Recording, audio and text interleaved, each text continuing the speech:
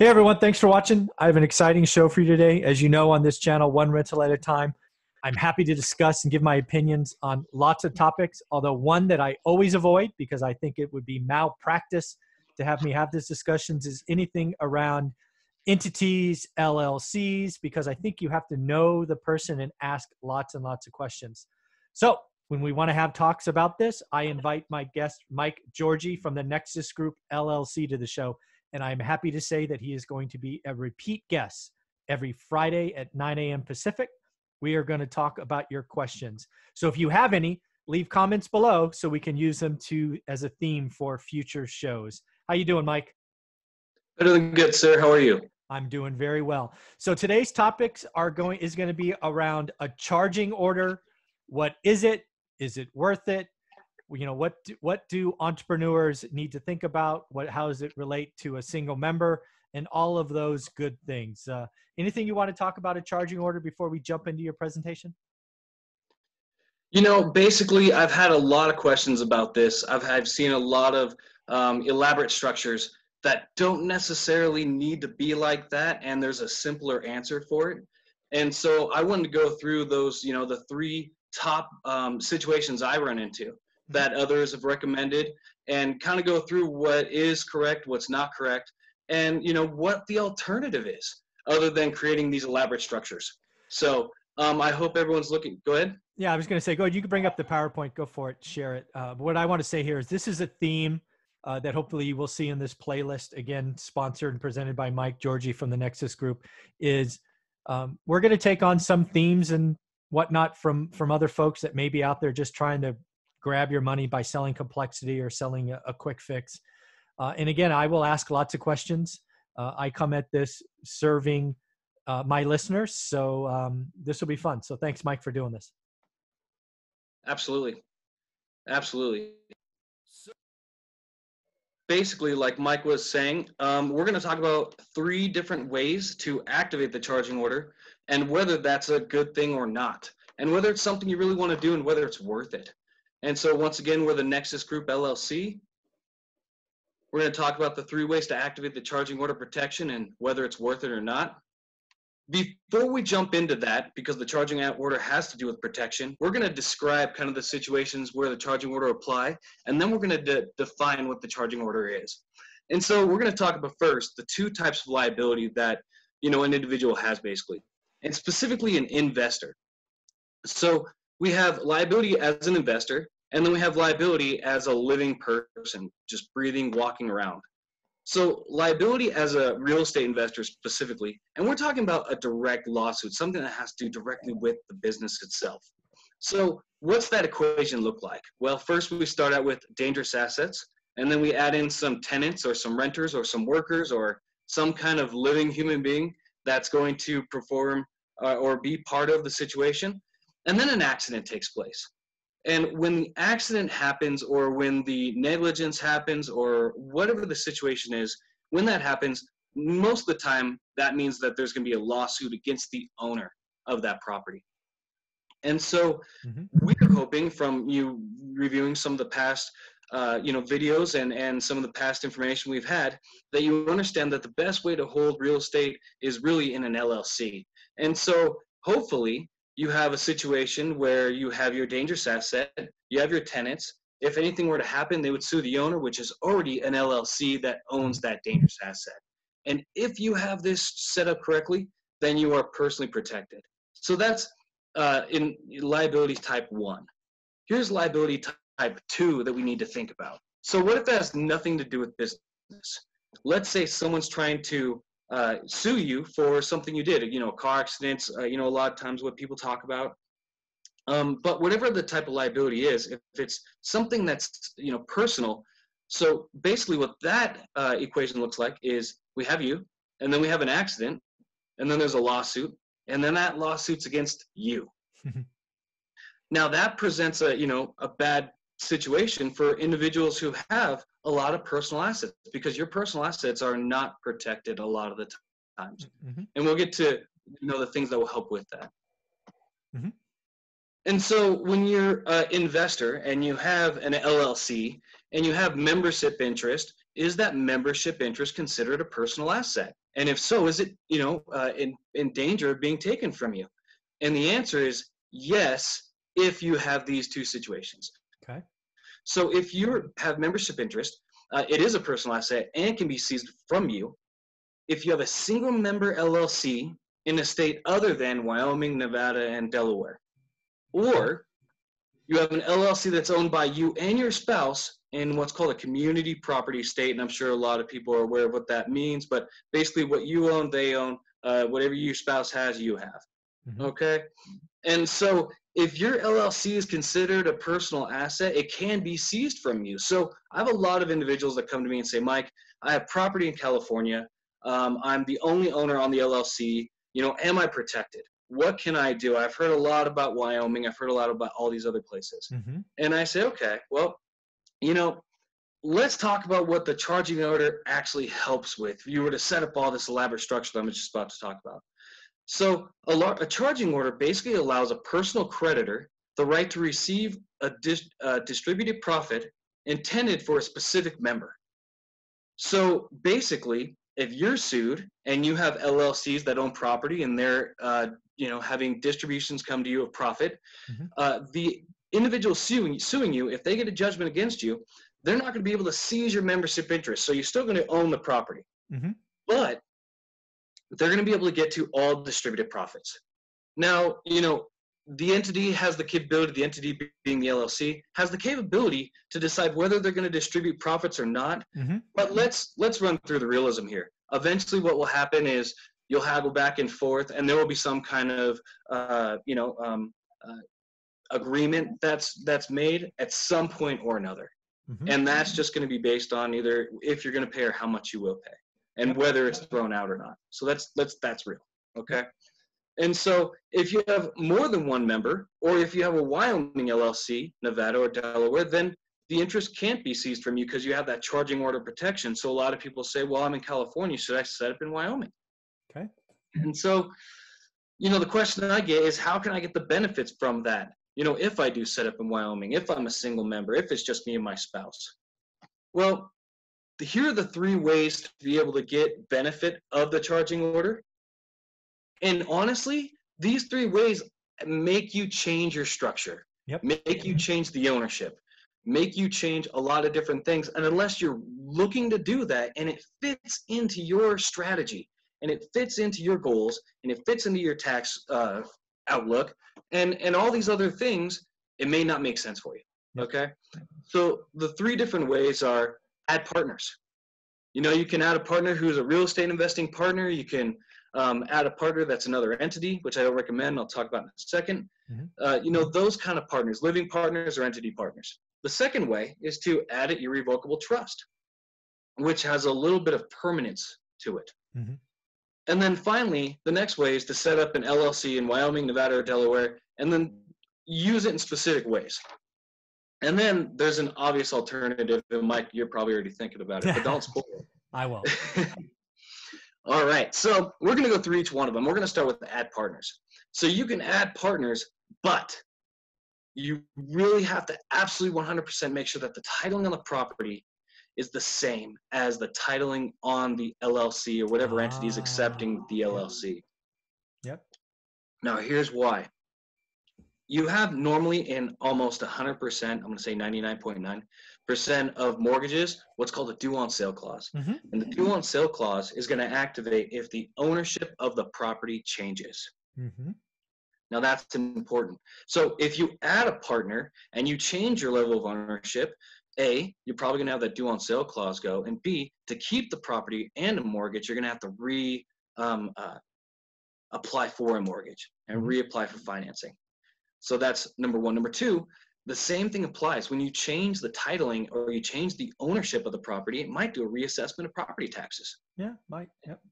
Yeah. And so what I'm talking about there is I'm going to be extreme. Let's say, someone's owned a property for 25 years. It's gone up from $200,000 to $700,000 in its value.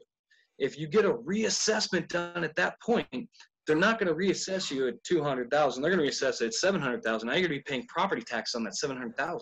Yeah, this is just again, guys, is why I will never answer LLCs, entity.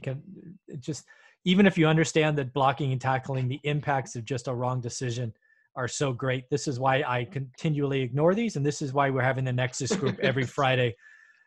Come answer questions. And really the answer to all of this is call them and tell them your story, and look for a link in the description and all of that. But this is just another example of why I avoid these questions like the plague. Go ahead, Mike. Yeah, no, exactly. Give us a call and tell us your story. That's perfect. So, and then next is potentially it could be a taxable event for you or your partner, depending on how that transfer, how that quick claim or what have you goes. So that's something we'd want to talk to you individually about. And then also finally, a lot of people will say, well, you can just gift them part of the LLC, or you can do those types of things. There's a lot of rules involved that are complicated that like Mike says, we need to know the full story and all the surrounding, information to make a good assessment on whether that's good for you or not. And so adding partners, you can do it, but you'd want to think about all these different things. It's really, a situation and total structure review, not review, but change and alter. Because if you're going to bring on a new partner legitimately, they're going to be investing with you. These are some of the things that you may need to consider having to do. So. Cool. The next one's add a trust. Okay, so a lot of people say add an irrevocable trust, be part of the owners. Well, you're going to run into the same issues. And then a couple other things. So A, you might trigger on a due on sale clause. B, a reassessment of property taxes. C, potentially have a taxable event. D, gifting rules, those are things to go through on an individual basis. And then finally, now that you have a trust that owns it, and let's say you have an active entity where you're doing flips or you're buying other pieces of property in the LLC because you're comfortable with expanding the amount of assets in one LLC, which is another thing we talked about on a different video, but you're comfortable with that. And so to make those purchases, to allow for those things to be authorized by the correct entity, it's going to involve a little bit more paperwork. Yeah. I think this one is, when you really compare adding a trust for adding a partner, I think this last little bullet is the one that really warrants the discussion, because mortgage industry and all these other things, yes, could they in theory do due on sale when you're adding a trust? In theory, but having added property to trust in the past, most of them have a waiver for a trust. Again, it does take communication, but this last one is legit, right? Because again, go back to this playlist and watch what happens if you don't get the paperwork right. You create an opportunity to piece that veil, and then all of the work you have done is out the window. So it's this last bullet when you think about a trust, in my experience, that really needs to be considered. Absolutely. Absolutely. So that's basically when it comes to a trust. Now let's get to the other meat and potatoes here. Yeah. What about Wyoming, Nevada, or Delaware? Okay, so you can do it, and it does work, but is it really worth it? So this is how it works, structure-wise. Let's say you have a property in California. You'd have to set up an LLC in California. Yep. Quick claim it to the LLC, set up a Wyoming entity, go ahead and have the actual Wyoming entity own the California entity, okay? Yeah. And then you want to make sure that you don't qualify the Wyoming entity in California to do business, because then it takes away all the benefits. And then you own the Wyoming LLC. And so does it work? Yes. And here's what it provides. It provides a charging order protection, because Wyoming, Nevada, Delaware have single member charging order protection. So let me talk about a little bit about the history of how that happened. When LLCs were created, they basically said, we want to be able to protect the partners of an LLC. And so to do that, the only remedy in a lot of states, the majority of them, is that charging order. But go ahead. Okay. But, the question came up in a suit in Colorado a long time ago about whether or not, if you have a single member LLC, if there's any partners to protect and whether the charging order applies. And the answer in all of the states except for these three is no, it doesn't apply. And so now it becomes a personal asset they can see, like we talked about earlier. And so that's the lineage of it. And so if you have entities that are in these states, and you have properties with LLCs that own them in other states, you can go ahead and have the Wyoming LLC own the membership interest to get the charging order. And in specifically Wyoming, there's a level of anonymity. Basically, you're not you being the owner isn't listed at the Secretary of State. But to get that little bit of protection, this is what you have to do. Okay. So, like I kind of alluded to, you need to set up a Wyoming LLC. Well, there's a $100 fee at just the state, not including what other setup fees you may have. Then you have your annual minutes and meetings. You have your special event meeting and minutes. You have to buy a corporate book. Then you have your registration annually, $25. You have to have a registered agent in Wyoming, at least $100. You have to have a Wyoming address to be a legitimate business. That's at least $400. And then you have an annual tax return of, let's just say, at a minimal amount, $500. Mm-hmm. And so that equals to be about $1,000 a year to just do this. So the question now becomes, why don't we just get personal liability insurance, which is the alternative? So, a lot of individuals who are real estate investors, you can go through this elaborate structure of having multiple entities on other entities and put in trusts and land trusts and all kinds of different things. But when it comes down to it, A, they're going to find out who really owns the LLC. B, if you have liability insurance, personal liability insurance, most likely it's going to cover the negligence. And that only costs $225 a year. And so it comes down to your, comfort level. What do you feel comfortable with? Mm-hmm. Do you want this structure, which, will help protect you to a certain degree, but you probably get the same thing with one LLC for that those direct lawsuits, and for liability that you may cause, $1 million or $2 million in liability policy insurance? It's up to you, but at least now you have the knowledge to decide. You can understand the 3 different things that if someone's talking to you and they're saying to do, it's not a good idea, and what the other states actually do, and how you can benefit from them. And honestly, most likely, you're in the 99th percentile that's not going to benefit from it. And it's just going to be more cost than it is to really the benefit you're going to get. So that's pretty much it. Any questions so far, Mike? No, this is exactly where we need to help people understand is there are companies out there that make money trying to sell well, I don't know if they sell complexity, but they sell this dream of, I don't know really what they're selling. They're basically selling some future dream about bad events. And I hate that. It drives me insane that our business does that. So this is why I work with the Nexus Group. This is why we have this channel, so we can answer these questions. This is why you need to call them. I personally do not have LLCs owning LLCs in other states. I have LLCs and what I refer to as umbrella insurance. I have several different policies because I have different structures. But umbrella insurance, I believe, again, Mike Zuber's opinion, umbrella insurance is something you should have regardless of being a real estate investor or not.